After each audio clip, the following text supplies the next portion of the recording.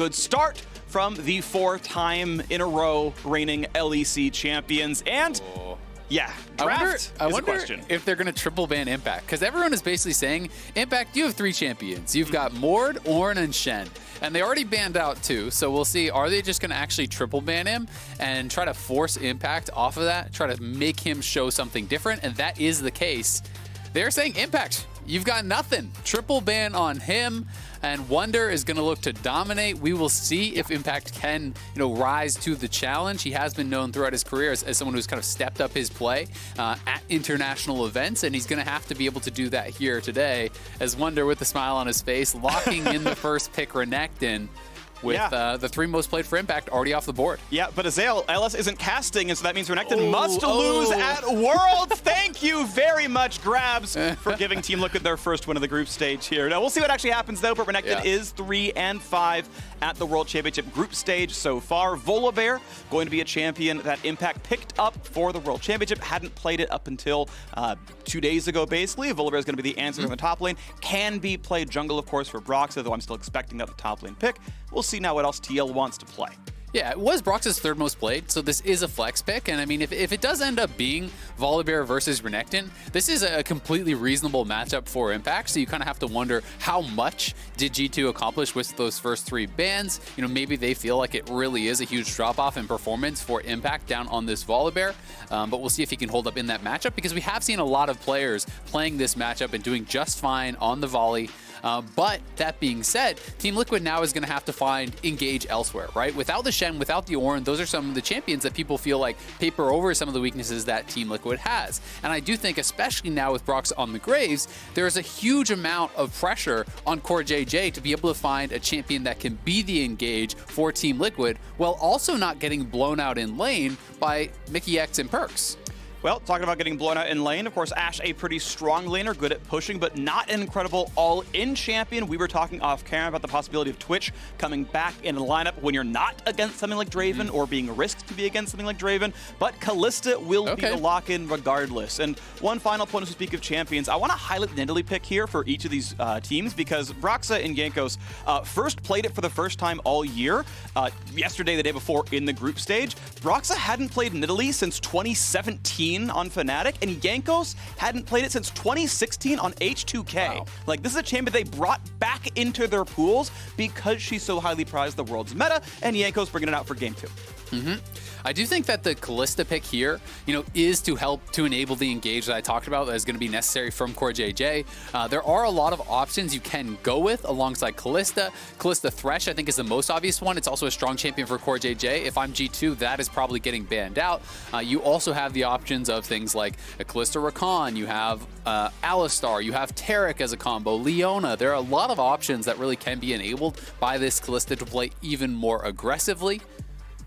And Leona going to be the one concern coming up thus far. With Tahm Kench banned out, that does make me feel like, they may be looking towards the Thresh, but it'll be interesting to see if it actually makes it through Big Ban. Yeah, I'm curious about that one as well. Also curious to see what comes through out of the mid lane matchup. It's one that very clearly both G2 and TL are trying to save for as late as possible. TL being on the red side means they get ultimate dibs on counterpick unless there's a blind they think is going to work very well. And if you saw the back screen graphic during Countdown, Worlds has not been kind to Jensen so far in the group stage with the sub-1 KDA so far. It's been a kind of a rough road for TL so far. We'll see, though, if he can bounce back. There was the Syndra ban that we thought was very, very likely. She's been a premier pick at the Worlds group stage so far in the mid lane. We'll see what he's going to play for himself in this one. Yeah, I'm expecting them to save last pick for Jensen because that matchup is going to be so critical. Yes, you do gain an advantage by picking for that bottom lane as well. If they're going to go for something like more generic like Orianna, you could do that. Set Kalista, another pick that, that can work very well. Theoretically, this could go to Jensen, but it doesn't feel like his style of champion, so I am assuming this is the support for Core JJ. I will say that support Set, really not very popular in NA in general. We saw Huhi have some success with it, but really across the board, no one was playing it ever since it got some of those nerfs a while back. So this is a more aggressive option. Looks like G2 is going to go with the Jace mid. So very early game focused comp here. They're looking to smash lanes, use the Renekton, the Jace, the Nidalee to push in, to get priority, enable Jankos to get aggressive, take away jungle camps from Broxah, who has been more on that back foot. And Orianna, not a surprise here at all. If that does get locked in for Jensen, that is really his bread and butter champion, I would say. Yeah. This is a pretty reasonable, well-rounded composition here for TL. They are going to have, I think, some trouble in the early game if they are not very, very careful. There's good setup, both in bot and top for the Nidalee, especially post 6. The Ashe arrows can be very deadly, and Jace can look to get really, really aggressive onto this Orianna in the early game. So will be interesting to see where they get priority and what Broxah is going to try to play out this game like, because I do think that Broxah is going to need to step up his play, try to be more involved in these lanes. Yes, he has been spending time, warding for and protecting those lanes, but I think he either has to go more strongly towards just power farming and being a strong leader so he can carry fights, or ganking more often so that he's having a more direct impact on those lanes. Yeah, I do want to see him show up a lot more in the early game. Jankos stepping up on the world stage has been a delight here as well. His second Nidalee game since 2016, and he is the only magic damage on the roster. As grabs and Jat fist bump, and we'll see if this draft can look better on the Team Liquid side. I think the synopsis we got from the first 2 TL games was that they had gotten heavily outdrafted both times. This one, at face value, looks a lot more equal, and we'll see if the actual then play of their 5 can step up against G2, who is obviously the best European team, I think, in the history of League of Legends. You can maybe put an asterisk there for Fnatic with the 2011 World Championship win right there, but 4 straight LEC titles, World Final, MSI champion. Like, G2 are the team you look at when you're hoping for a deep run out of the LEC. A 2-0 start, and on paper, they are expected to clap Team Liquid here. Yeah, they are looking really good so far, taking down Suning, as you already said. That game was absolutely incredible. I hope that we are in store for a competitive one here today. I agree. I do think that TL's draft is completely reasonable. I think, if you turn nameplates off, a lot of people will be very, very happy with that TL draft. So it does come down to the execution. Can these players step up and match the level of play that is going to be shown here from the European champions? A lot of questions to be answered then. North America. If you look at the last 1 game, they have a 100% win rate in the World Championship. We'll take it. If you look at only the play-in stage, there's an 80% win rate. If you take very specific stats, the LCS has done pretty well at the World Championship. You look at the first 2 days of World, that's not so Just bright. close your eyes between play-in and the FlyQuest game, and NA is crushing it. NA is crushing it in a couple of games here, but now they're up against G2. And this is a match that is a rematch of the fastest best of 5 any of us have probably ever seen. The MSI 2019 Championship Team Liquid took down reigning world champions Invictus Gaming. G2 3-0'd TL as fast as you could blink your eyes. And now we get the rematch here at the World Championship to close out their first round robin of this group here at Worlds 2020. They'll rematch in a few days' time. That'll be exciting there as well. But TL get a chance to shake off all of the malice people have thrown at the LCS off of the rough group stage start, off of TL themselves losing to G2 in their most recent best of 5. And we'll see now in this one if they can shake this off. And it's going to be a late invade that'll be spotted by Perks as he walks away. But Jankos wants this camp. Will not land the Javelin. Looks like they're just going to fight for this. So we'll see if Jensen as well as Caps are actually going to move down. But nice spear does land, and I mean, I don't know how heavily they want to commit. I think in a drawn-out fight, it should go the way of TL, but they're getting poked down, and this is going to come down to a smite fight, looks like. Flash stun! They've got the combo! Jankos is not going to be rented. The heal comes down in time. The flash auto is first blood for Tactical, and a red buff for Broxah. Team Liquid got the best start they could have hoped for. Great engage there from Core JJ, flashing past the red buff to clap Jankos and the red buff together.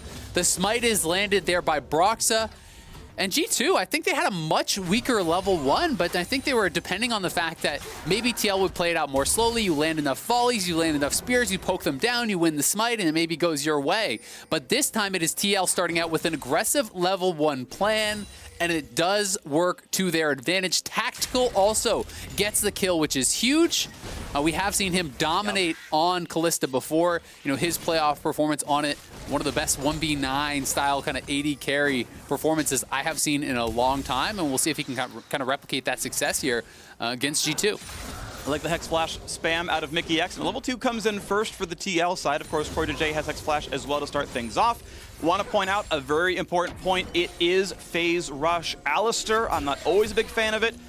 You aren't durable until level 6. That means you can trade on Alistar every single time. If Mickey X ever oversteps, he will die to the Core JJ tactical re-engage. He has to play this lane very well. Now, he is outstanding as a support player.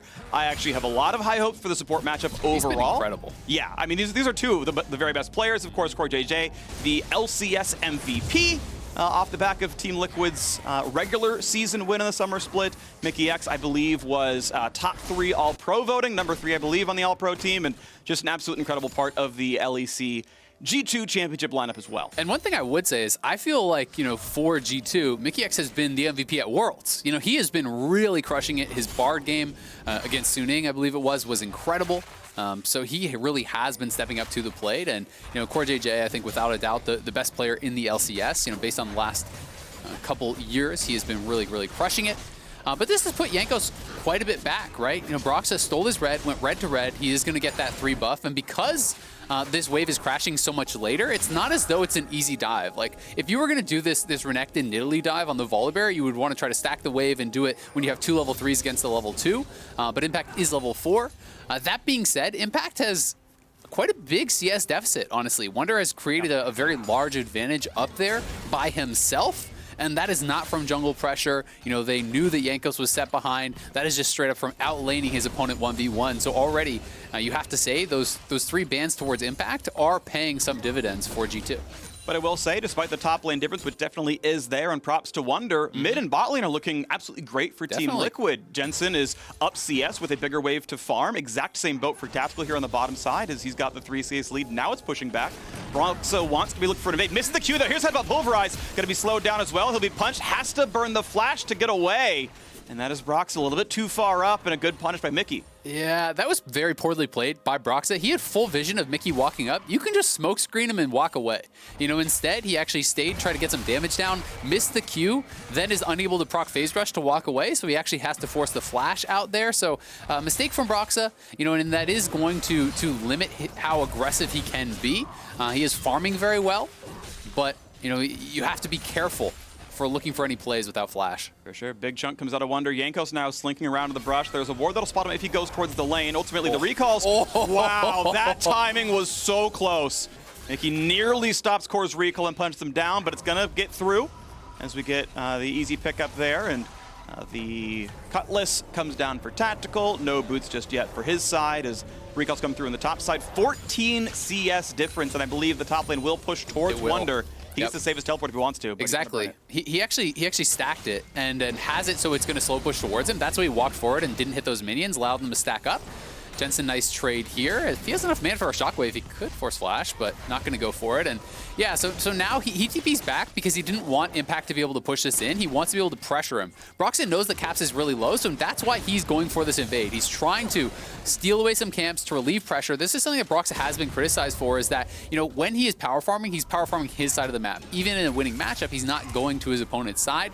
Has looked a lot better in these early minutes here, getting in the face of Jankos, trying to relieve some of that pressure. And we can see the G2 bot lane heading up towards that top side, trying to look for a potential roam play up here. And look at the camp difference. I mean, you've got the 5 farm lead for Jensen in mid, but Broxah now, speaking of a fight in the mid lane, though, Core JJ dropped pretty low, has the punch for the shield if he needs it. They'll jump forward, big punch, shockwave onto 3. Jankos is burning down. Team Liquid for their second kill, and they're going to grab it on the Jensen. Ulti in for impact, forces the flash away from Jankos, and Team Liquid up 800 gold in the early game. G2, a big overchase there. Honestly, that was a fully stacked passive on Core JJ. He was holding the W in case you went in. All of G2 piles in, gets hit by the shockwave there from Jensen, and the easy turnaround from Core JJ. The W across the whole squad.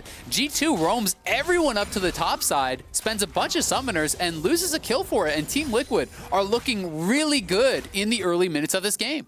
All right, now the savior of G2 is still Wunder up in that top side. Of course, teleport down means he can't show up to any of the other fights for a while, but still doing incredibly against Impact up on the top side. Brock with the jungle lead, feels safe to invade the red buff despite being spotted by Mickey a little while ago. No problem on the smite, gotta be close to 6. And finally, as Tactical gets level 6, decides, okay, I will finally bind with Core JJ. Was gonna hold on to it for a while. Occasionally, there's a reason to switch the champion if really interesting situations arise. You don't learn W oftentimes in the early game in Calista anyway, so you might as well leave yourself the option. Goes for the obvious one, though. Gets his support. Nice smite comes through. I believe that was Jankos claiming it. Did get it. But mid lane, you've got to say, is going incredibly well for Jensen. As you said, we saw the stats on the analyst desk. Jensen has not been having the world championship that he wanted. Caps has been very strong.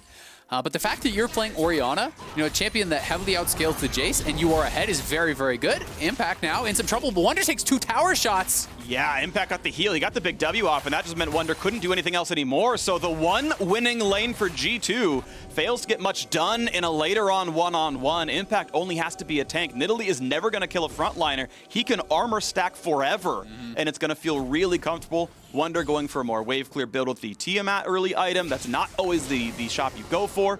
Caps, I believe, doesn't spot Core JJ just, but hugging the left-hand side is going to be hard to gank. And what we've been seeing more, and some of the LPL Renekton's will do this, is just go towards Tiamat and then never actually complete the item unless you're talking like 6 items, right? They'll just go Tiamat to have really strong wave clear so they can have push when they want it, so they can, roam more effectively and always have those mini waves set up how they want them to be. And then it just goes straight into the more standard Black Cleaver, Sterix, this style of build.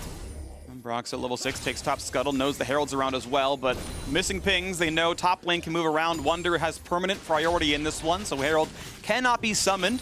And even just the threat of it was enough. No one actually went to look at Broxa. Theoretically, he could have been soloing the Herald this whole time, but the threat of Renekton showing up, of Nidalee showing up, is too much, has to back off. And just will hold on to his 19 CS lead over Jankos, who has caught up in levels. They're both 6, and he's moving around the map still with Dark Harvest Nidalee. I hadn't noticed that before. And this is a game, honestly, where, in some of the previous games, we had a lot more pressure on TL to get things done early. Notably in the Machi game, they didn't draft for any engage. They had to win lanes. They had to play from ahead to be able to set up around objectives.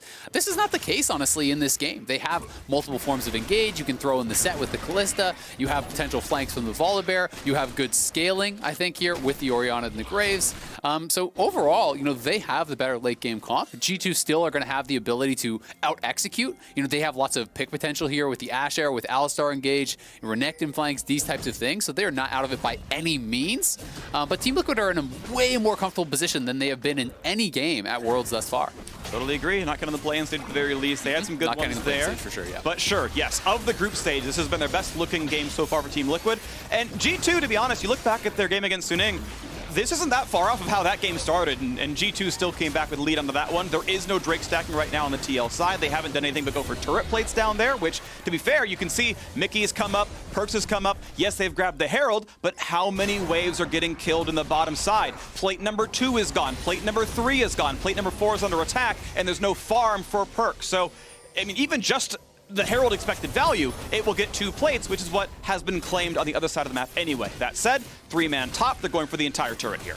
Yeah, they're going for the entire turret, and based on the gold pre-Herald, you would say it's going in the favor of Tactical. Tactical's actually up 2 levels on Perks right now. That's the other thing, is that you're missing so much experience when you make this sort of a play. Perks is in a lane with 3 people. He's not getting all those minions, and he's having to share a lot of the experience, whereas a lot more of that is just being farmed into Tactical directly. That being said, G2 may just want to try to break out from the laning phase. They are such a strong macro team. They play the map incredibly well.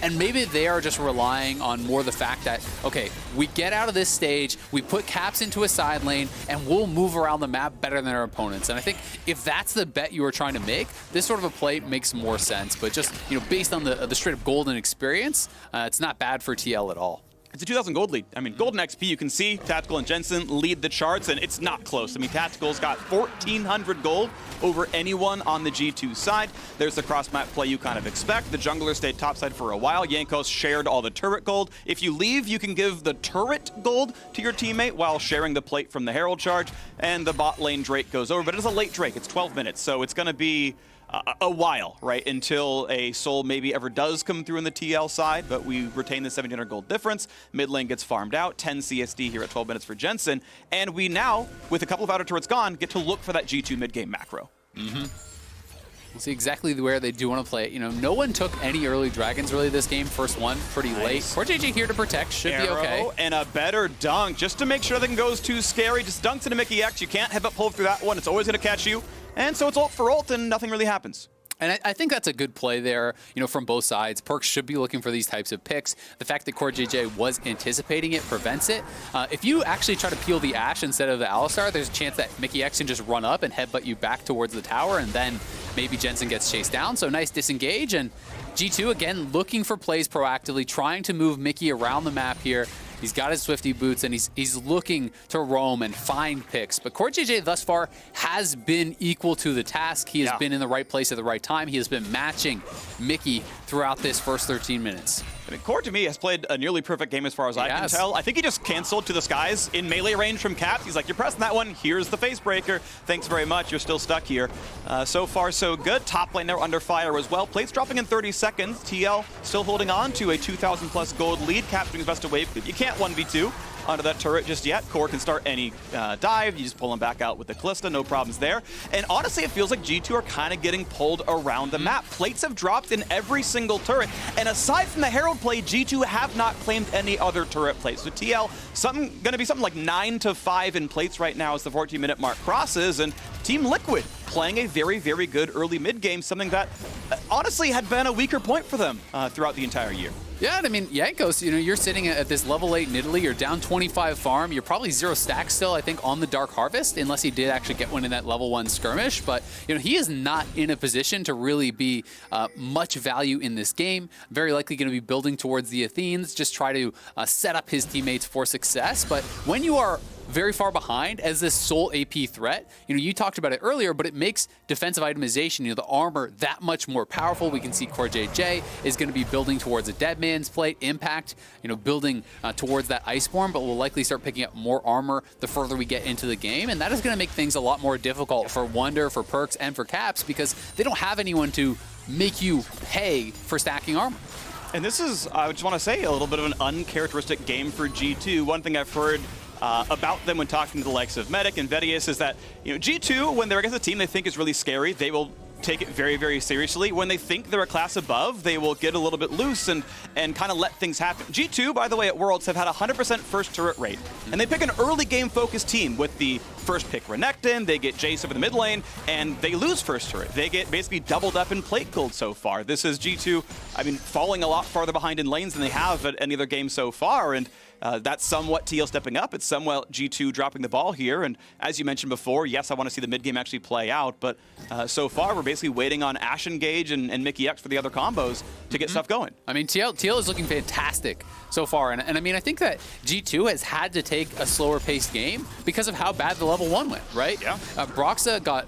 they got the first blood kill, over onto Jankos. Broxa has been taking away camps from Jankos as well. They're going for the engage now out of Jensen. Play out of Mickey. The dunk back is not going to be enough. He gets the kill, he gets the money, and he's going to walk right back out. Look at the combo. Look at the freaking damage. Beautiful out of Caps and Jankos. Mickey sets it up. Perkz landed the arrow, and G2 are right back in the game. That long-range arrow from Perkz lands onto Jensen, and he was just CC locked from full to dead. Never got a chance to get out of there. Tactical now, finding Jankos, trying to push him back, but G2 come to life in this game, grabbing a couple kills for themselves and showcasing the pick potential that their composition does have. TL are in control. TL do have the scaling, but if you miss position, if you get caught out whatsoever by those Ashe arrows, by these engages, it really can turn things around.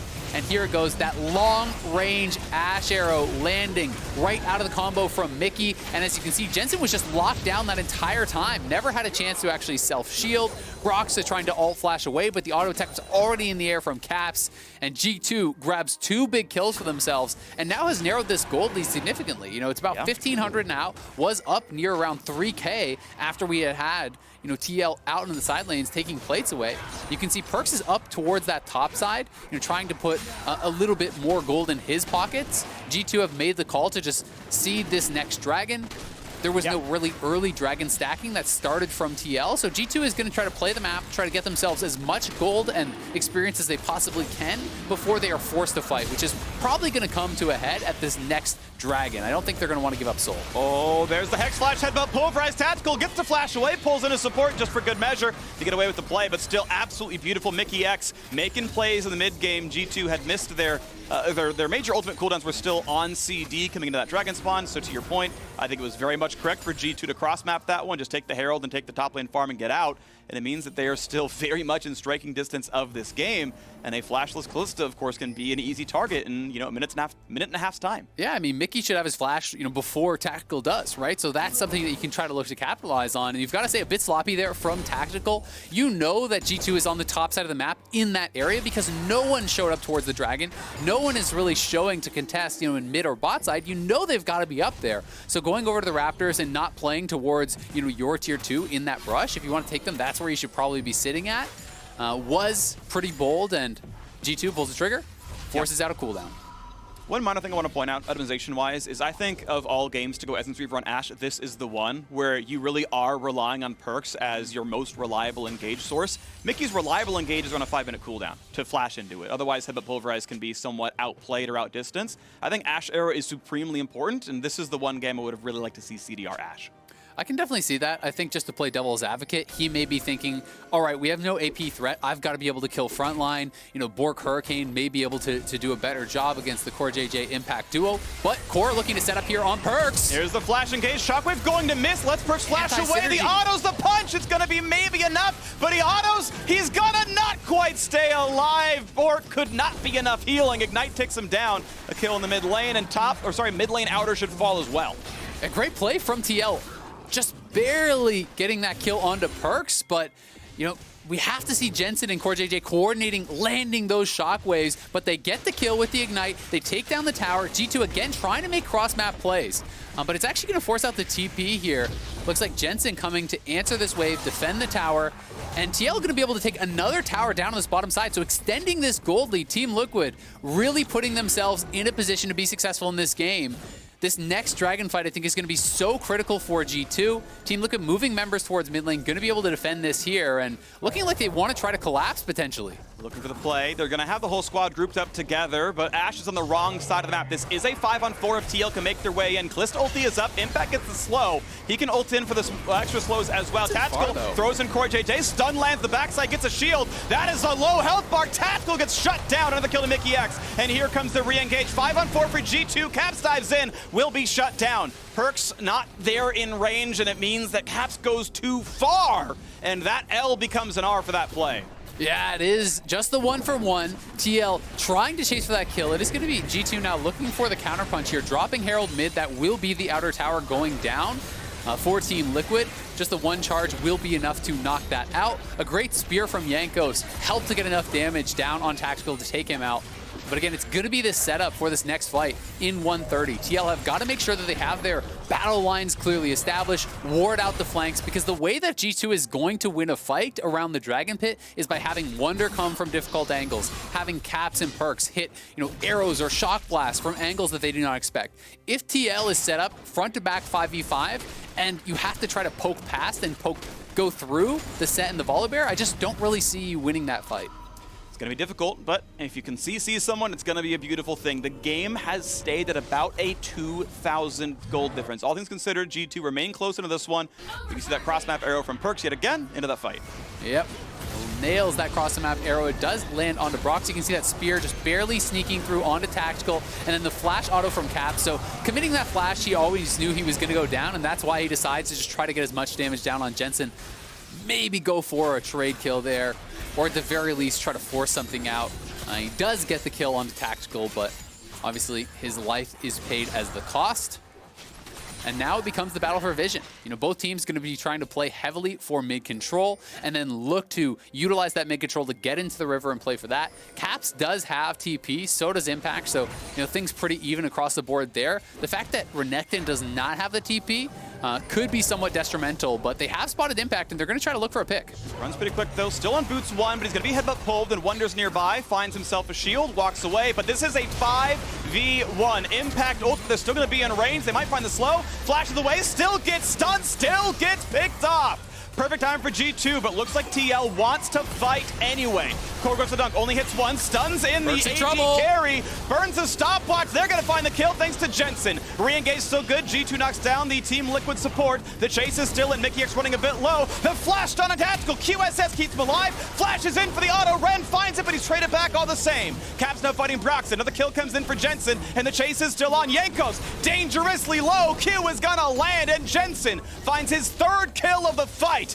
And Team Liquid take that battle with only a single G2 member remaining. G2 kill Impact, but TL are able to turn it around on a good engage there from Core JJ and Jensen, lining it up to catch Perks in that shockwave to take him down, put themselves to soul point here. Jensen now in a position to carry 5-1 and 2 on the Orianna. He's got double defensive itemization as well. So here it is one more time. Core JJ ulting the Renekton, gets straight in between Perks and Wonder. Perks trying to step forward to avoid the shockwave, but it does land, and Jensen able to finish him off. Broxa then corralling the rest of them from that bottom side. And Tactical, I think he could have afforded to play this a little bit more slowly, but he does flash in to try to finish off the kill, and does get taken down as a result. But Jensen just far too strong at this point. Jankos out of mana. Broxa had been kiting out Caps on the other side, and they're able to chase down multiple kills here. Caps, though, still having fun. He's in a good mood. That's one of the things you gotta love about G2. Always seem to be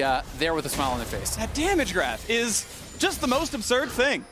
I think Jensen unequivocally is the best performing LCS mid laner all time. He was part of the Cloud9 top 4 at Worlds, part of the Team Liquid MSI final run here as well. The man has done so much well for kind of all the LCS runs, and now as the LCS tries to find their way back into some footing here at the World Championship, he is headlining their G2 victory so far. Drake number 3 is theirs. They are 4 minutes from Infernal Soul, and he's 5-1 and 2 with a 12-stack Vajayas. He's having an incredible game, and internationally, he has been good. You know, regionally, it's always the discussion between him and Bjergsen has kind of gotten more done there, but he is looking incredible in this game. Impact may be in some trouble here. G2 trying to collapse once again. But he's surviving, honestly. If you show, TL could actually do Baron, and he's actually just straight up beating Wonder in this 1v1 right now.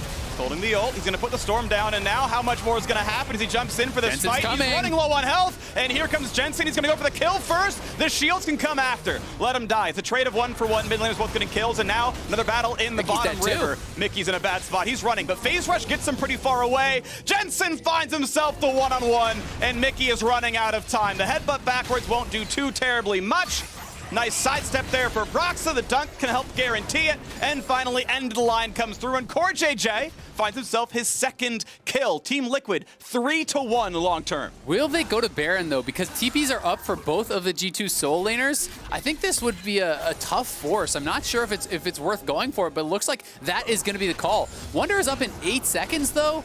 He will have the TP. You do have Kalista plus Smite, so that is very powerful. Impact's going to be up first with the teleport. So Team Liquid are making the call to go for it right now. Wonder TPing in the mid lane. G2 will challenge. Make or break moment for G2. They cannot afford to lose this fight in the Baron thereafter. Teleport's coming in all across the board. This is the battle, and Mickey can't be a part of it. Stun on Perks. Burns QSS flash in for Core, finds a stun, but cannot get more. G2 get the kill off the over-aggressive play, and Teal got to give away this one. Yeah, Core flashing in there, trying to set up for a shockwave, but he was so low that it just felt like such an overforce. And because the spawn timers from G2 were pretty low, they were always going to be able to teleport back in to try to contest. The one positive here is, yes, you lost your support, but you did trade 1 teleport for 2. So Wonder and Caps both going to be down on the teleport. And we'll see if TL can make anything from that in a while, but Broxa looking like he's caught out. He is in danger. Great flash, gets away from the pulverize, but here comes the arrow. Not gonna step this one either. Will get away. Here comes the shield, here comes the re-engage. Caps getting low, has to kite away. Jensen, of course, in range for most of this one. And be careful, because Mickey's coming as well. He's coming for the play. He's gonna find the headbutt, gonna find the pull. Not gonna find much more than the arrow. Shockwave makes Jensen go godlike, and Impact's back in there as well. Not sure you're gonna survive this one. Jankos kites away, a double kill yet again for Jensen. And the re-engage looking for more. Core JJ, no ulti just yet, but they do have Kalista for the follow-through. Runs in, finds the stun. Here comes round number 2. They're all dead. Number 3 and kill number 4. Baron is gonna be easy, and Wonder may have won top lane, but he's not gonna win the 1v5. Team Liquid assuredly gonna claim the Baron against G2. They're gonna grab Baron 1 minute before soul spawn here too. Team Liquid now at an enormous advantage. G2 up against it, looking like They are very close to being dealt their first loss here at Worlds 2020, and Team Liquid coming alive when they needed it most, have struggled through the first 2 games, but looking incredible on the back of a 9-1-4 performance from Jensen here, absorbing the engage, looking for the turnaround, kills off Mickey with a shockwave, forcing Perkz to flash a well his way. And Perkz is going to get chased down here, pushed back by Impact as the rest of the team comes in. The speed-ups do land from Core JJ, and Perkz has nowhere to go, no flash available, no mana to escape. All of G2 getting chased down and cleaned up there. They know they have to force plays because they are getting outscaled, because they are running this early game focused competition that didn't get advantages in the early game. And now it is TL with Kalista plus Smite combo setting up for the Soul here and looking to secure this game. Well, there are still wards in the pit right now, and G2 not willing to give up this control. They are the most tenacious team I have ever seen come out of Europe. They will take battles that look bad the flank and from make Mickey them Wonder. look good. Wonder, a big deal. Mickey here as well. Here comes the play. Can they secure the Soul? Smite comes through, they grab it. Here comes the engage. Big stun comes across. Dunk back and Perkz forth. isn't They in the shut fight. down Orianna. Do they have enough for the rest of it? Wonder will drop down as well. 2 for 1 so far, and Mickey X is on the run. A double kill for Broxa, a headbutt to a minion. Surely he cannot survive this one. Team Liquid claim the Soul, and they win the fight 4-1. Huge for Team Liquid here. They could potentially just march to a victory or at least a near death blow, as Perkz was never able to enter the fight. G2 had to take that in a 4v5 essentially. Perkz over the wall, just throwing in arrows, trying to get what he could done. But TL grab the Soul. They are marching on the base here, and they're at the very least going to be able to secure 1 inhibitor. Perkz is around, going to find the slow. TL will cheat up to go for the inhib itself. They'll claim that. They'll run back as fast as they can. Respawns are coming. Teleports won't be up for a flank play. There should not be a re-engage possible as mid is cleared out. Team Liquid will reset. And all the LCS fans can take a moment to breathe and reset for what might be a game-winning push. And here it is, great engage from Impact, flashing straight on Nidalee, eliminating any chance of the steal there. And then notice Perkz on the left side of your screen. He was never a part of this fight, so really it was just an all-in to try to get Soul. There's no way you're going to win that 4v5 as G2 without Perkz as a part of it, so I'm not sure if he just couldn't get in because of where Volibear was. I do think that Impact came from that bottom side tri-brush, flashing in to actually stun Nidalee, so maybe he had been getting zoned out by that top laner, but without Perkz in the fight, G2 really stood no chance. Scuttle's going to be claimed up on the top side. We've got a while till Baron comes back up. This one going to time out here. Team Liquid not getting that much of a gold lead off the Baron itself. G2 still doing a great job of catching waves and everything else, but a 6,000 gold lead plus the Infernal Soul makes this game very heavily in Team Liquid's favor as Perkz keeps his farm going up. He's got Armor Pen, but until IE comes through, he just does not really crush frontline that fast. As the armor stack is coming in, we've got a Randuin's Omen shortly for Impact. That's a big deal. Yeah. I mean, he's on 19 stacks on the Mage Eyes. He has the full death cap. Really, if he hits a full combo on pretty much anyone, they're just gone, besides maybe an Alistar with ultimate up. So it is incredibly difficult to team fight here for G2, and the Baron buff is making things even tougher. That gold lead expanded from it. That has expired now, but TL fully in the driver's seat here. And I've just got to make sure mostly that they don't get flanked. They've got to have pink wards behind them. Make sure that Wonder can't find that type of miracle engage, that flank that G2 are looking for, because that is their hope now. Finding an incredible arrow from Perkz, find an incredible flank from Wonder. It's got to be something like that for G2 if they want to hold on in this game, because it is a 7,000 gold deficit.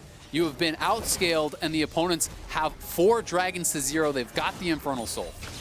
And Tactical playing on a ward, gets swept out there by Core JJ as Yanko tries to do the same. His top lane's under fire. There's no Baron buff, which means wave clear is not that hard. Wonder, but look at safe bot lane to walk up. Bot lane, yes, it is stacking up. It'll have to be answered soon, and we'll see if that does indeed happen as TL still siege top side, waiting for someone to have to walk down to the bottom side. Perkz is the one called off. He's going to run over.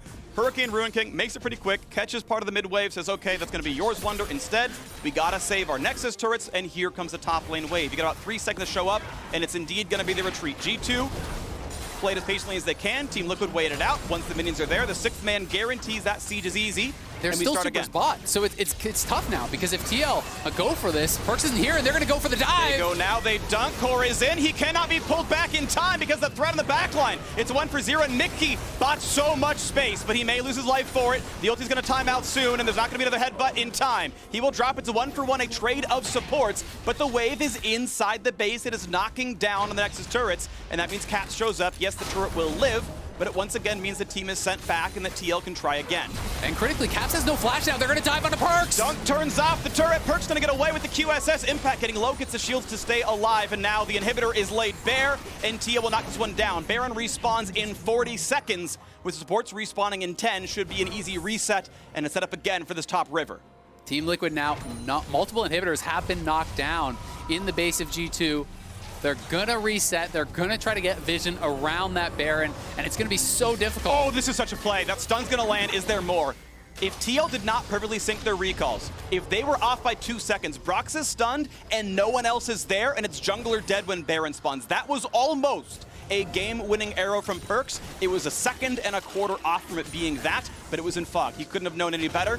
End of the day, TL get most members back, but they have not recalled, refreshed their health, refreshed their mana, or shopped since that siege. Oh, and Mickey over the wall here could go for a big play. If he gets vision, he sees Tactical now. Gets the headbutt pulverized. QSS running away, gonna stay alive, and the arrow gonna be tanked up by Corey JJ. Mickey goes for the game winner, but it's not gonna be enough. Here come the re-engage, though. Wonder wants in, looking for the re-engage now. Onto Broxton. He's squishy, he'll be stunned. He gets the shield, though, and stays alive. But look at the health bars on TL.